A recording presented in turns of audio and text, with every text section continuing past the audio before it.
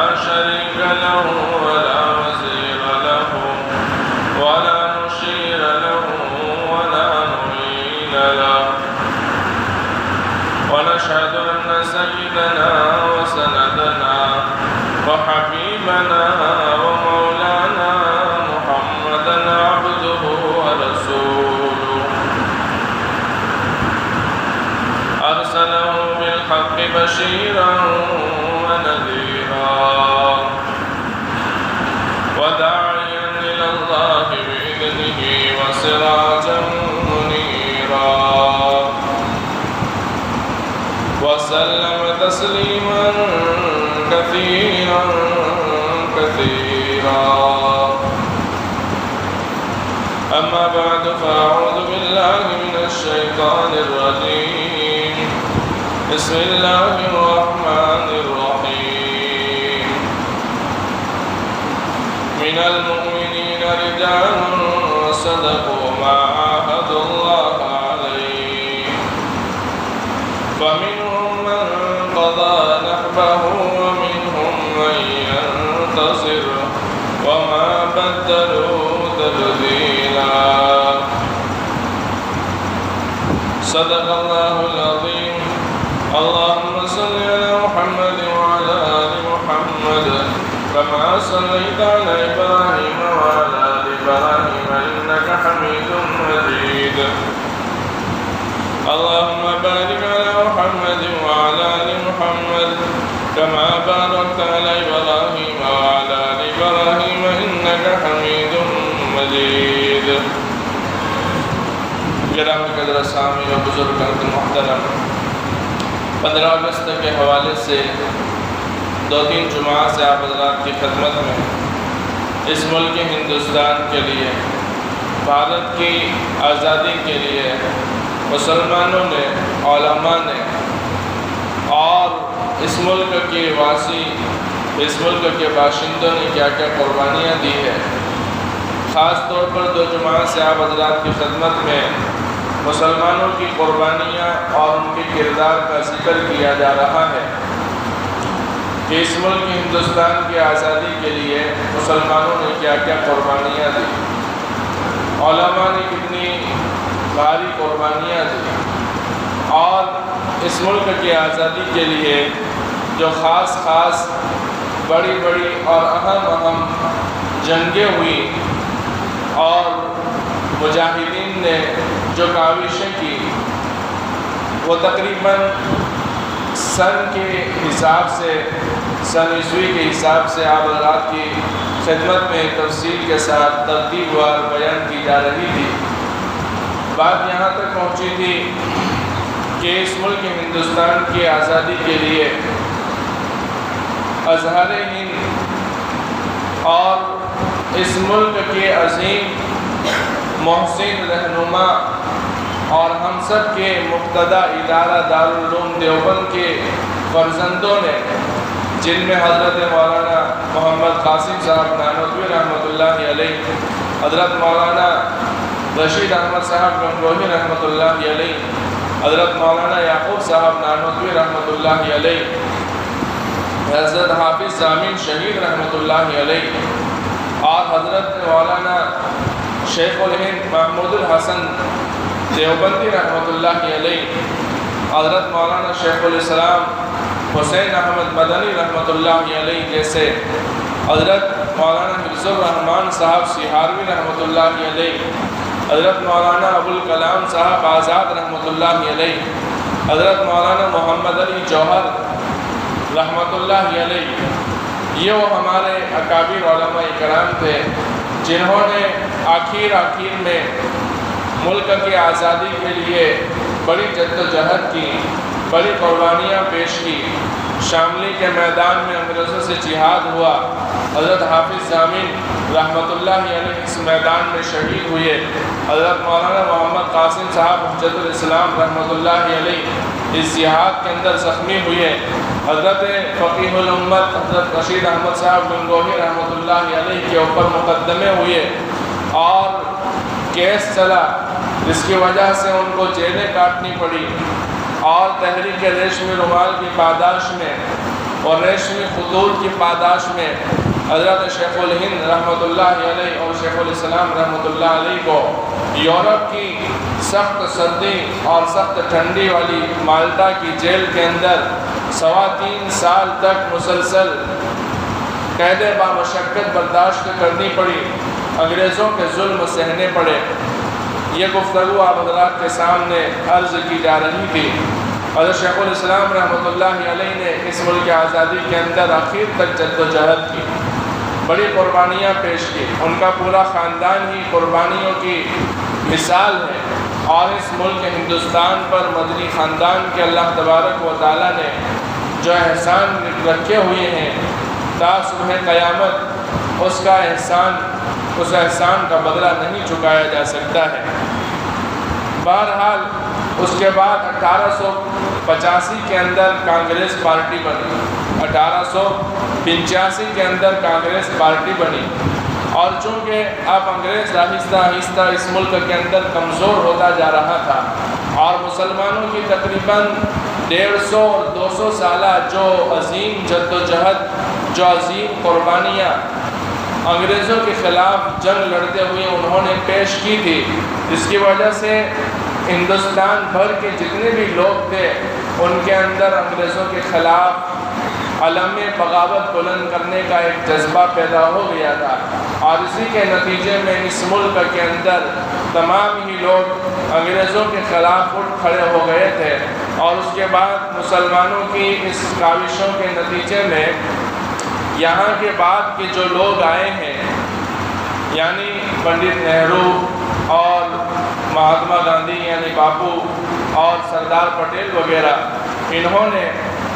اس ملک کے اندر پھر سیاسی پارٹیاں بنائی۔ اسی کی ایک جو شکل تھی وہ کانگریس، انڈین نیشنل کانگریس تھی، وہ 1885 کے اندر بنی، 1885 کے اندر کانگریس بنی،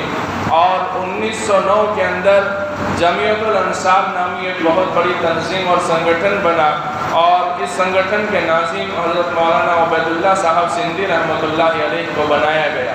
حضرت مولانا عبید اللہ سندھی رحمۃ اللہ علیہ بھی حضرت شیخ الہند محمود حسن دیوبندی رحمۃ اللہ علیہ کے شاگرد تھے، اور انہی کی تربیت سے وہ پروان چڑھے تھے، اس لیے انگریزوں کی دشمنی ان کے اندر بھی بھری ہوئی تھی، اور وہ باقاعدہ ایک انجمن تھے، وہ باقاعدہ خود ایک تنظیم تھے، اور پھر انہوں نے جمعیت الانصار نام کی ایک جمعیت بنائی اور ایک تنظیم بنائی، اور اس تنظیم نے بھی انگریزوں کے خلاف جد و جہد کرنے میں کوئی کسر باقی نہیں رکھی۔ اپنی بھرپور توانائی، اپنا بھرپور وقت اور اپنے بھرپور صلاحیتیں اس تنظیم نے اور اس تنظیم سے جڑنے والے ہزاروں لاکھوں افراد نے انگریزوں کے خلاف جد و جہد آزادی کے اندر اپنا کردار ادا کیا۔ اس کے بعد 1811 اور 1812 کے اندر حضرت مولانا ابوالکلام صاحب آزاد رحمۃ اللہ علیہ، جو وقت کے بہت بڑے صاحب قلم آدمی تھے، صحافی تھے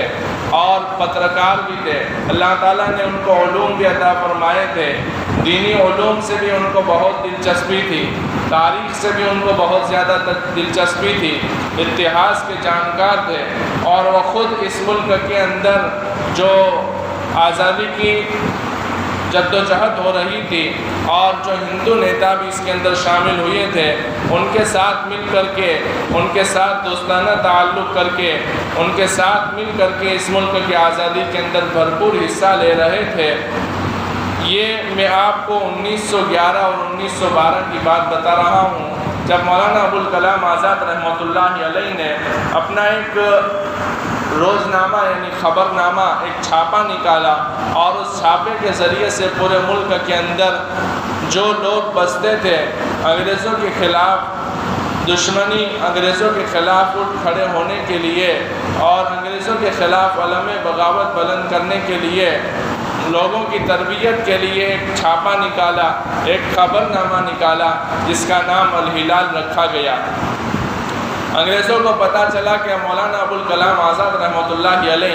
اپنے اس خبر نامے کے ذریعے سے، اپنے اس چھاپے کے ذریعے سے ہندوستان کے اندر ہماری دشمنی بھر رہے ہیں، ہندوستان کے لوگوں کو ہمارے خلاف اکسا رہے ہیں، تو اس کی وجہ سے مولانا ابوالکلام آزاد رحمۃ اللہ علیہ کے اس پریس کلب کے اوپر، اس چھاپے کے اوپر انہوں نے چھاپا مارا اور ان کا چھاپا بند کروا دیا گیا۔ ان کا یہ خبر نامہ، روز نامہ جو چھپتا تھا اس کو بند کروا دیا گیا،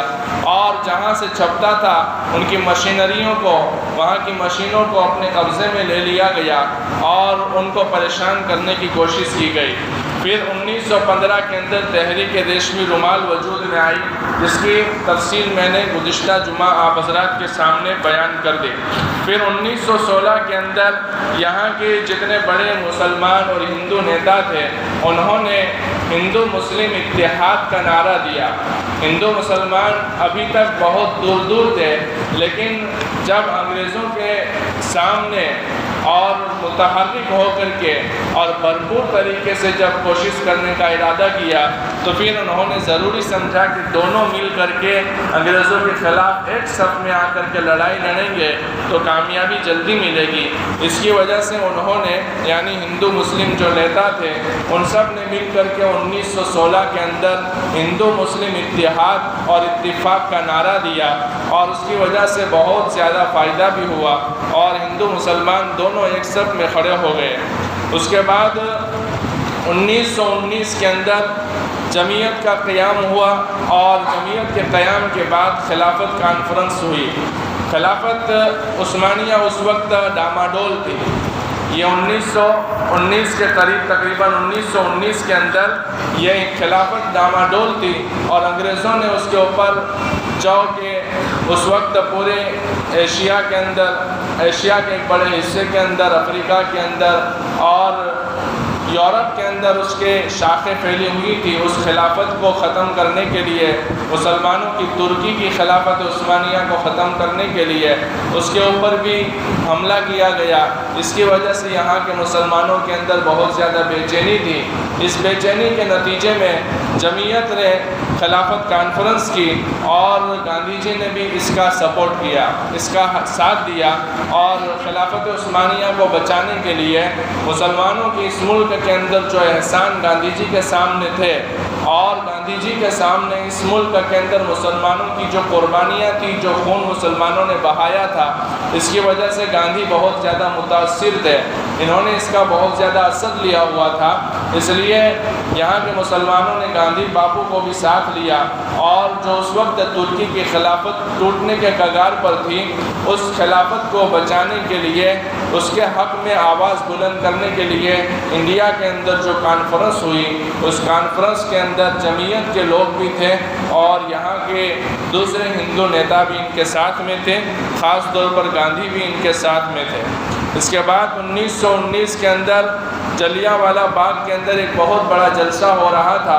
اس جلسے کے اندر انگریزوں نے اپنا غصہ نکالا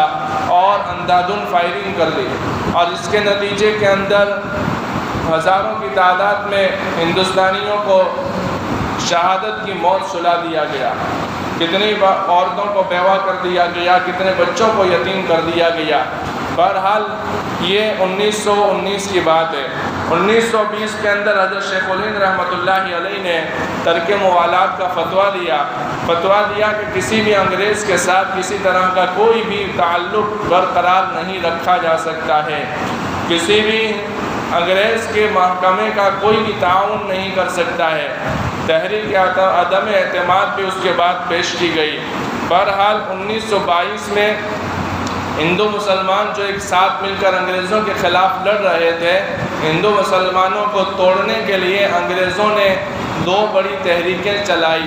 دو بڑی چڑوڑ چلائی۔ ایک تو شدی کی تحریک چلائی، اور ایک اس نے سنگٹھن وغیرہ کی تحریک چلائی، جس کے نتیجے میں کافی ہندو اور مسلمانوں کے درمیان میں پھر سے دراڑیں پڑنا شروع ہوئی، اور ہندو اور مسلمان کے آپس کے اندر کچھ نفرتیں پیدا بھی ہو گئی۔ بہرحال اس ملک کے اندر ہندو مسلمان کو لڑانے کا کام جو شروع کیا گیا وہ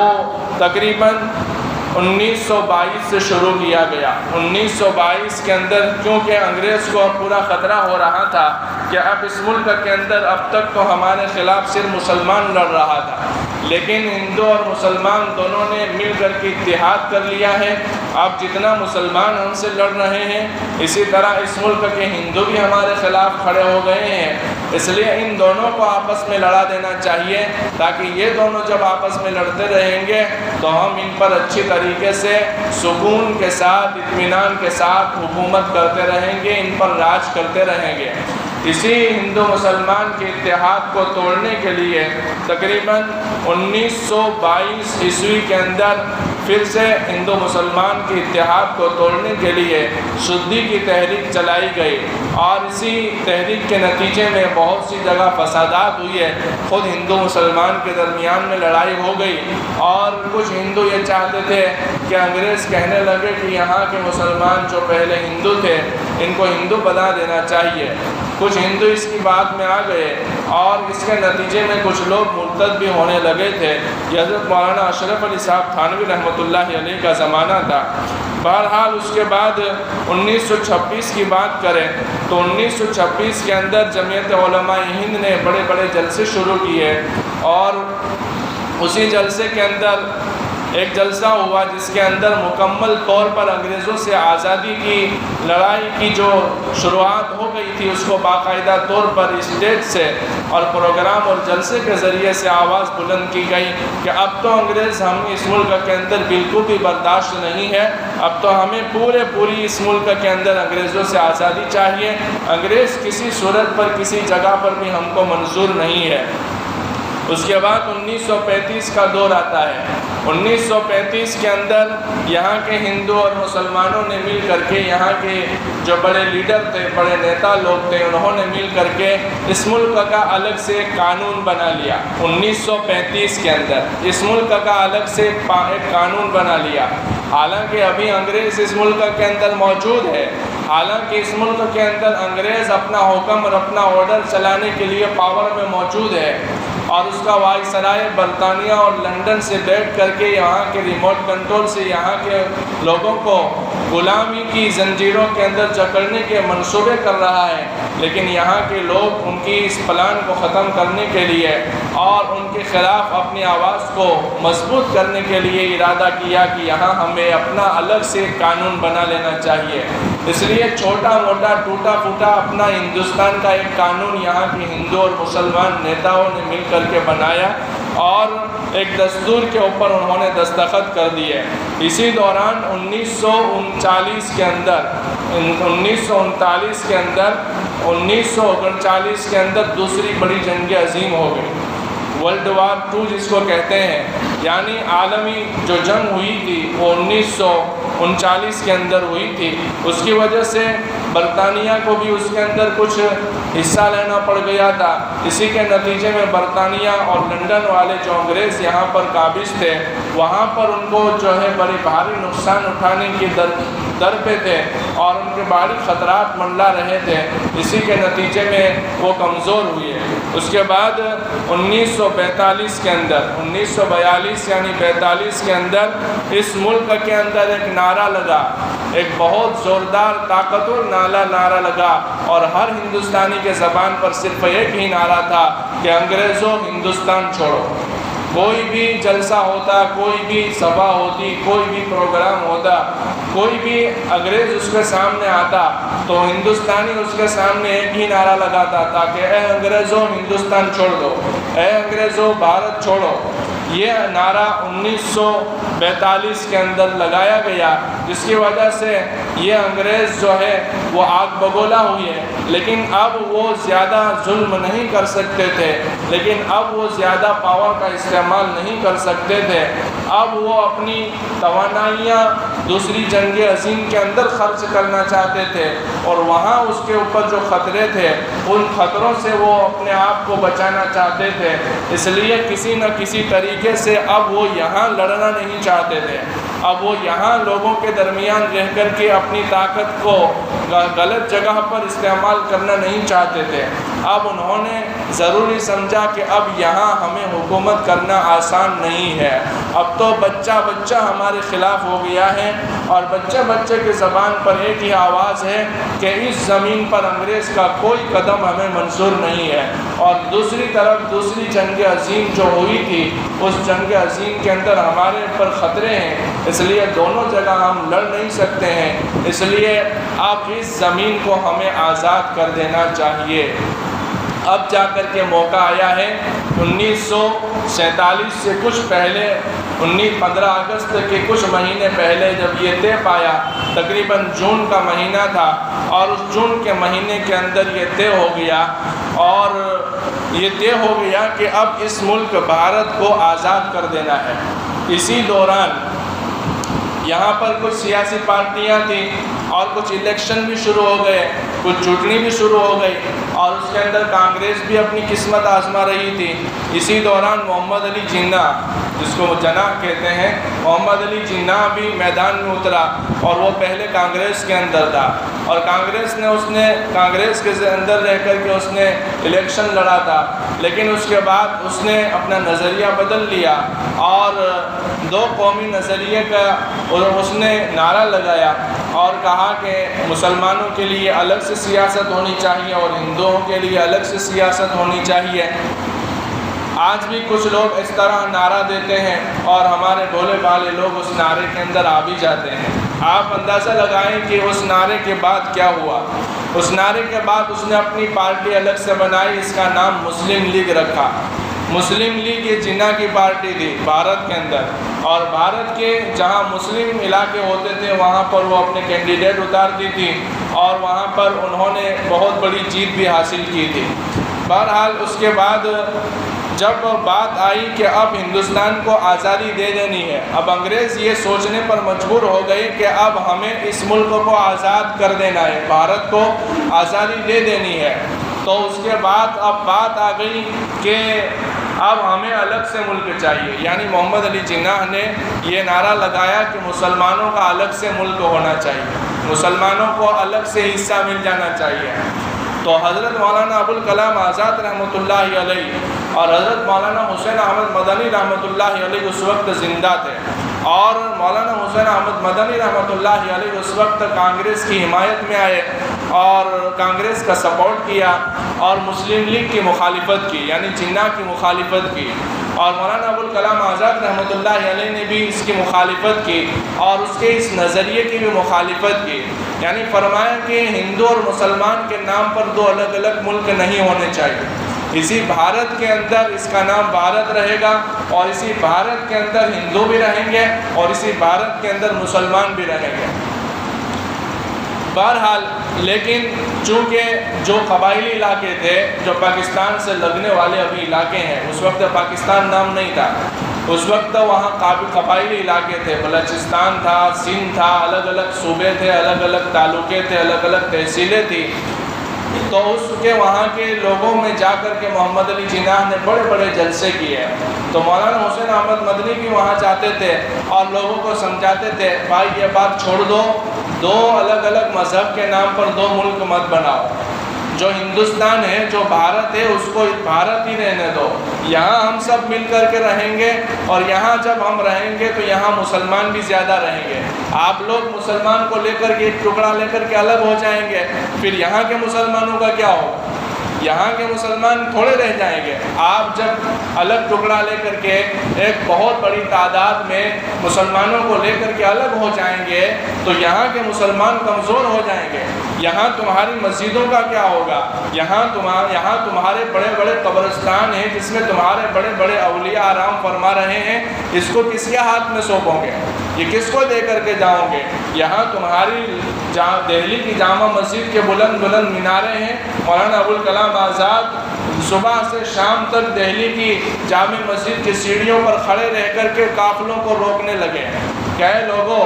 اس طور پر مت سوچو، لیکن اب بھاگنے کی بات آ ہی گئی، اور انگریز کے سامنے یہ مطالبہ محمد علی جناح نے لندن کی کانفرنس میں رکھا،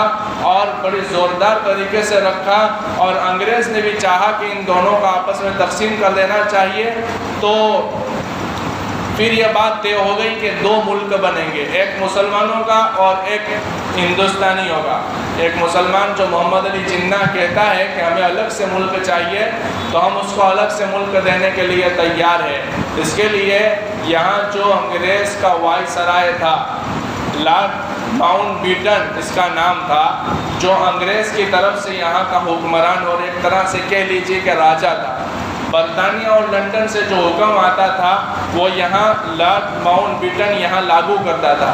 تو اس نے وہاں سے ایک انگریز وکیل کو بلایا اور بلا کر کے بھارت کا نقشہ اس کے سامنے رکھا اور اسے نقشہ دے کر کے کہا کہ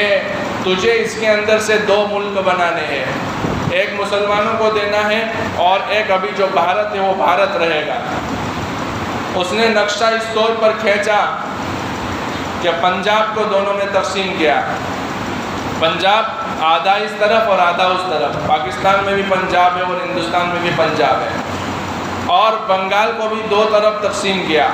بنگال کو بھی 2 طرف تقسیم کیا۔ اس طور پر ملک کی تقسیم ہو گئی اور اس کے باغلے ہو گئے، اس کی لکیر اس نے کھینچی جس کو ریڈ لائن کہتے ہیں، جس کو بارڈر کہتے ہیں۔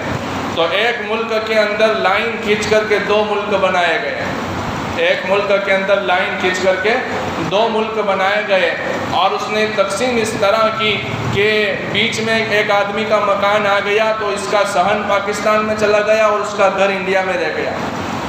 اور ایک کسان کا کھیت بیچ میں آ گیا تو اس کا آدھا کھیت پاکستان میں چلا گیا اور آدھا کھیت ہندوستان میں رہ گیا۔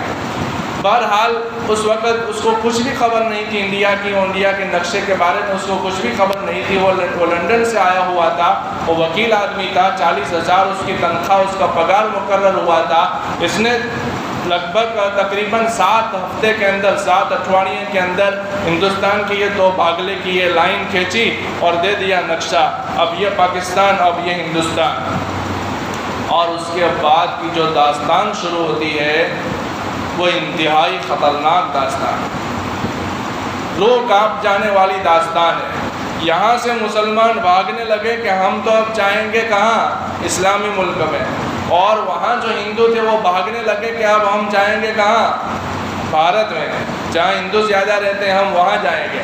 ادھر سے ٹرینیں چلتی تھی ادھر آتی تھی، اور ادھر سے ٹرینیں چلتی تھی ادھر جاتی تھی، ادھر سے بسیں آتی تھی بھر بھر کے ادھر آتی تھی، اور ادھر سے بسیں خالی ہو کر کے پھر بھرتی تھی، مسلمان ادھر جاتے تھے، اور بیل گاڑیاں اور گھوڑے گاڑیاں اور لوگ پیدل ہی چلنے لگے۔ ایسا ہوا کہ بیچ میں پنجاب پڑتا تھا، بنگال پڑتا تھا، آپس میں لوگوں کے اندر غصہ پھوٹ پڑا، ایک دوسروں کے مال کے اوپر قبضہ کرنے لگے، ایک دوسروں کے گھروں کے اوپر قبضہ کرنے لگے۔ یہاں کے لوگوں نے مسلمانوں کے مالوں کے اوپر قبضہ شروع کیا، اور پاکستان کے مسلمانوں نے وہاں جو ہندو رہتے تھے اس کے گھروں کے اوپر قبضہ شروع کیا۔ ایسے میں 2 لاکھ انسان کا قتل عام ہو گیا، 2 لاکھ انسان کا۔ یہاں سے ریل گاڑی چلتی تھی، جب پاکستان میں پہنچتی تھی تو آدھے لوگ شہید ہوتے تھے، آدھے لوگ، اور وہاں سے جو ریل گاڑیاں یہاں آتی تھی بھر بھر کے، اور راستے کے اندر آدھے قتل ہو جاتے تھے اور آدھے یہاں پہنچتے تھے۔ یہاں سے ایک خاندان چلتا تھا تو وہاں اگر 10 آدمی تھے تو وہاں پہنچتے پہنچتے 2 3 4 باقی رہ جاتے تھے، باقی 4 5 تو ایسے ہی قتل ہو جاتے تھے۔ بڑے پیمانے پر زنا ہوا، زنا بالجبر ہوا، ریپ ہوا، بلاತ್ಕಾರ ہوئے، اور عورتوں کی عزتیں لوٹی گئی، اور ندیاں کے ندیاں انسانوں کی لاشوں سے ہٹ گئی۔ 2 لاکھ انسان اس تقسیم، اس باغلے کے اندر شہید ہوئے، اور تقریباً 2 کروڑ انسان اس وقت بے گھر ہو گئے۔ 2 کروڑ انسان اس انڈیا اور پاکستان کے باغلے کے اندر بے گھر ہو گئے، گھر بار وغیرہ کے ہو گئے۔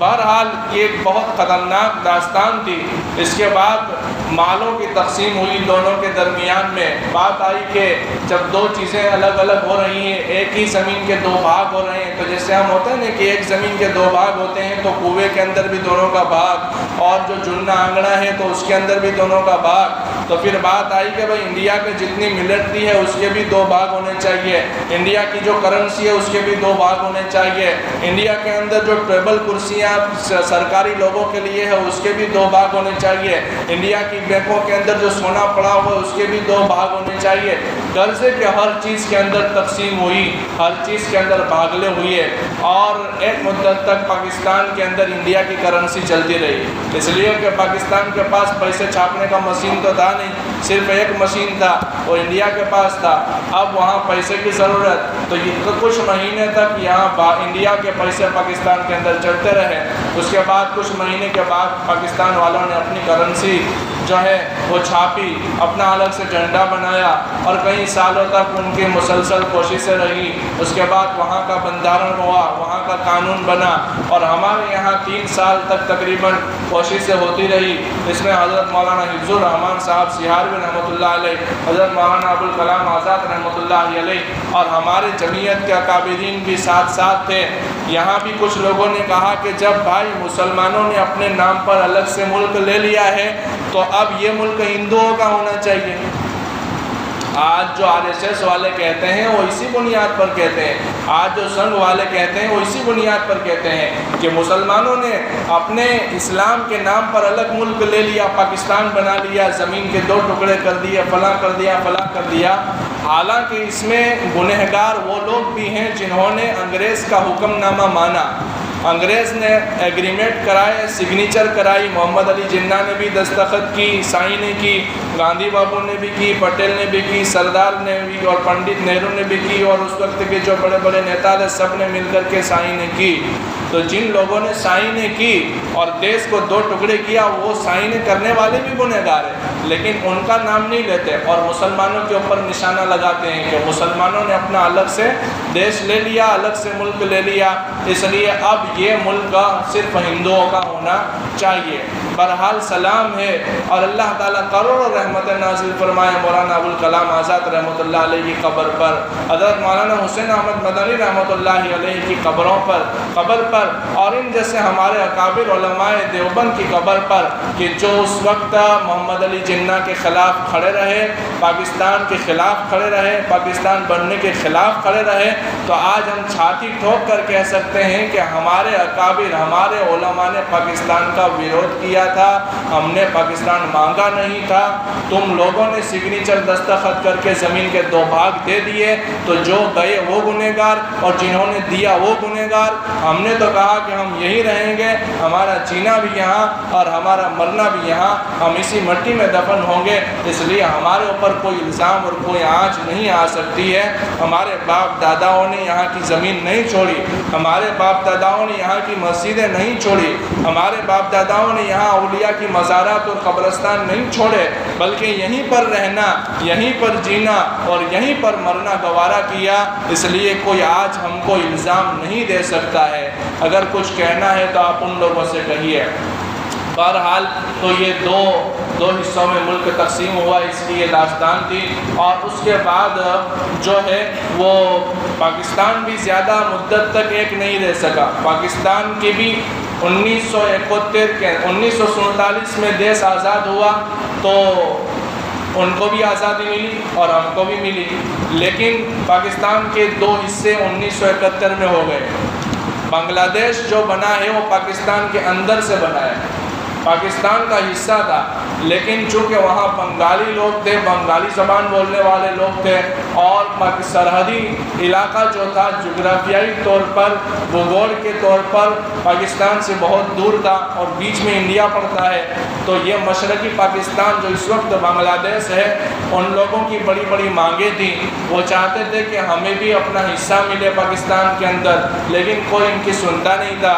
اور وہ بنگالی بولنے والے، اور ان کی پارلیمنٹ میں بنگال کے ایک رکن اسمبلی نے ایک اپنی بات رکھی کہ بھائی اسمبلی کے اندر، پارلیمنٹ کے اندر بنگالی زبان بھی بولی جائے تاکہ بنگال والوں کو سمجھ میں آئے کہ پاکستان میں ہوتا کیا ہے، بنگلہ دیش والوں کو بھی سمجھ میں آئے کہ ہوتا کیا ہے۔ لیکن وہاں کے لوگوں نے اس کی یہ بات جو رد کر دی، کہا کہ پاکستان اسلامی نام پر بنا ہے اور مسلمانوں کی زبان وہ اردو زبان ہے، اس لیے پاکستان کی زبان اردو زبان ہے، اس لیے پاکستان کی پارلیمنٹ میں اردو بولی جائے گی، بنگالی نہیں بولی جائے گی۔ تو بنگال والے اس وقت جو بنگلہ دیش والے تھے وہ ناراض ہو گئے، اور اس کے بعد جو ہے انہوں نے پاکستان سے الگ راستہ اپنایا، اور پاکستان کے خلاف ہو گئے اور اپنی تحریکیں اور اپنی چڑوڑیں شروع کی، اور اسی چڑوڑ کے نتیجے کے اندر وہاں کی جو فوج تھی، وہاں کی جو افسر تھے، وہاں کی جو میجر تھے، کرنل جنرل تھے، انہوں نے پاکستان کے خلاف علم جہاد بلند کر دیا، علم بغاوت بلند کر دیا، اور پاکستان سے الگ ہونے کی مانگ اٹھنے لگی کہ ہمیں پاکستان میں نہیں رہنا ہے۔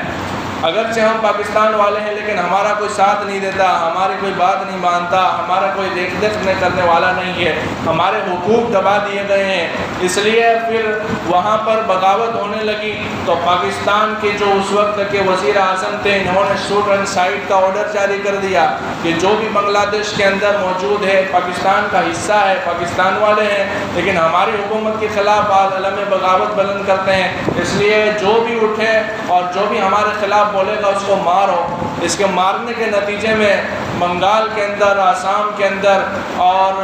اس وقت جو بنگلہ دیش کی بارڈر پر جو ہمارے انڈیا کے پردیش تھے، ہمارے پردیشوں کے اندر وہاں کے شرناکھی، وہاں کے مہاجرین آنے لگے، تو یہاں کی جو حکومت تھی، اندرا گاندھی کی حکومت تھی، اندرا گاندھی کو یہ مسئلہ بڑا اہم معلوم ہوا کہ وہاں کے لوگ ہمارے دیش میں گھس رہے ہیں، اس لیے اس نے اندر گھس کر کے ان لوگوں کو سمجھانے کی کوشش کی کہ تم لوگ یہ ساری چیزیں ختم کرو اور ہم لوگوں کی پریشانی کا سبب نہ بنو، لیکن یہ بات نہیں مانی گئی اور بات بڑھتی چلی گئی۔ پھر اندرا گاندھی نے بنگلہ دیشی والوں کو، بنگلہ والوں کا ساتھ دیا، اس کے نتیجے کے اندر بنگلہ دیش پاکستان سے الگ ہو گیا۔ تو ایک ملک کے 3 بھاگ ہوئے، ایک تو ہمارا یہ بھارت، ایک پاکستان اور یہ بنگلہ دیش۔ بہرحال تو یہ کچھ داستانیں تھیں جو میں نے آپ حضرات کے سامنے آزادی کی اس تاریخ کے تناظر میں پیش کر دی۔ اب میں کچھ ضروری باتیں اور بھی عرض کرنا چاہتا ہوں۔ اگر ہم دیکھیں تو اس ملک کے اندر جو انگریز آیا تھا، انگریز تقریباً 1601 کے اندر آیا تھا اور 1947 میں گیا۔ 1601 میں انگریز نے 101 بیپاریوں نے، اس کے تاجروں نے کمپنی ڈالی تھی، اس کمپنی سے لے کر کے 1947 تک کا اگر یہ حساب لگائے تو تقریباً اس ملک میں انگریز 346 سال تک رہا، 346 سال تک اس ملک کے اندر رہا۔ اور اگر ہم حساب لگائیں کہ 1857 میں انگریز نے لال قلعے سے انڈیا کا جھنڈا اتارا اور انگلینڈ کا جھنڈا لہرایا، یہ 1857 سے حساب لگائیں تو 1857 سے 1947 تک تقریباً 90 سال تک انگریز نے اس ملک کے اوپر حکمرانی کی اور اس ملک کے اندر انگریز قابض رہا۔ بہرحال یہ تاریخ جنگ آزادی کی کچھ تشریحات تھی جو آپ حضرات کے سامنے عرض کی جا چکی۔ اللہ تبارک و تعالیٰ تمام مجاہدین آزادی کی قبروں کو نور سے منور فرماوے اور بال بال مغفرت فرماوے، اور جو آزادی بچی ہے اللہ تعالیٰ ہم سب کو اس پر عمل کرنے کی توفیق عطا فرماوے۔ آمین و صلی اللہ تعالیٰ علی خیر خلقہ محمد و صحبہ اجمعین برحمتک یا